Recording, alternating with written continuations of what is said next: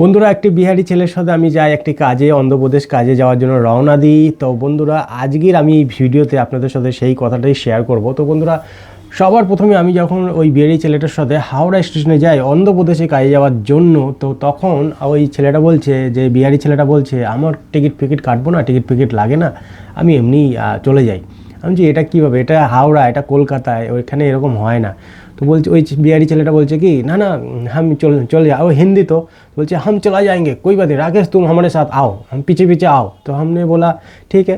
তো हम L238 বাস পকড়কর বাস ধরে আমি হাওড়াতে চলে গেছি, দুজন মিলে দিয়ে হাওড়া স্টেশনে ঢুকে যাচ্ছি টিকিট না কেটেই। কারণ আমি বলছি টিকিট কাটা, কন্ডাক্টর পয়সা দিয়েছে যাওয়ার, টিকিট কাটার জন্য পয়সা, গাড়ি ভাড়া দিয়েছে। বলছে না, हम টিকিট नहीं लगेगा। ঠিক আছে, যা রাও। যেতে যেতে হাওড়া স্টেশনে ধরেছে, আমাদের দুজনকেই ধরেছে টিটি বলছে আরে টিকিট নিকালো। তো আমাদের বলছে, আমি যেতে টিকিট তো আমার কাছে নেই। বিহারি বলছে रुको हमारे पास टिकट है। বলছে টিকিট হ্যাঁ, ওই টিকিট বলছে টিকিট হ্যাঁ, তো টিকিট বের নিকালো। তো ও পকেট সে বাসের টিকিটগুলো বের করে দিচ্ছে, L238 যে বাসের টিকিটগুলো, ওই টিকিটগুলো বের করে দিচ্ছে। আর বলছে কি, টিটিটা বলছে কি, আমাকে কি বোকা পেয়েছেন, ইয়ার কি মারা হচ্ছে আমার সাথে নাকি, জিআরপি को बुलाएंगे তাড়াতাড়ি।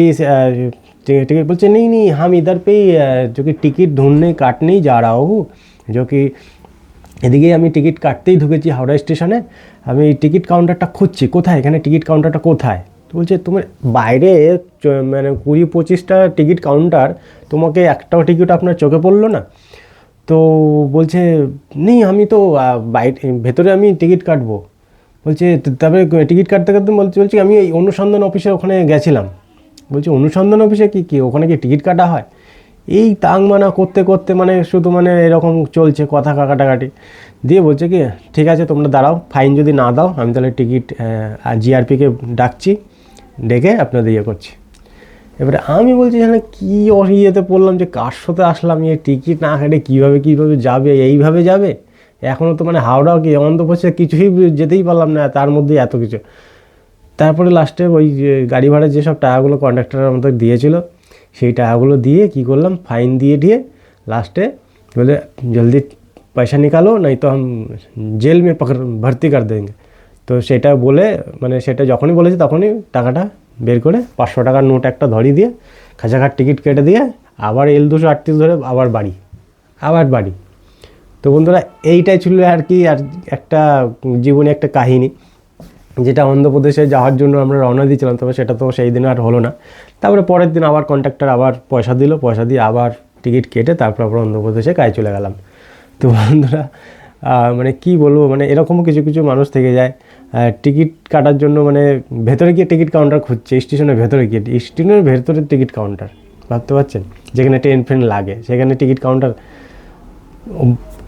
টিটি বলছে যে এতগুলো বাইরে, হাওড়া স্টেশনের বাইরে এতগুলো টিকিট, 24, 26, 27টা টিকিট কাউন্টার, আপনি একটাও চোখে পড়লো না।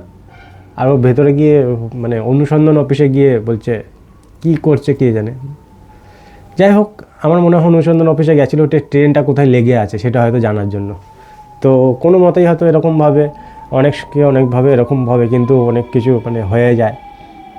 তো পরের দিন আমরা আবার চলে গেছি টিকিট কেটে ওই একদম কাউন্টারে। তো এবার আমাকে বলে দিয়েছিলো যে রাকেশ, তোর কাছে এবার টাকা রাখ, তুই ওর কাছে টাকা দিবি না, তোর কাছে টাকা রাখ, তুই টিকিট কেটে তারপর যাবি। তো আমি টিকিট কেটে তারপরে পরের দিন আবার হাওড়াতে গিয়ে আবার চলে গেছি।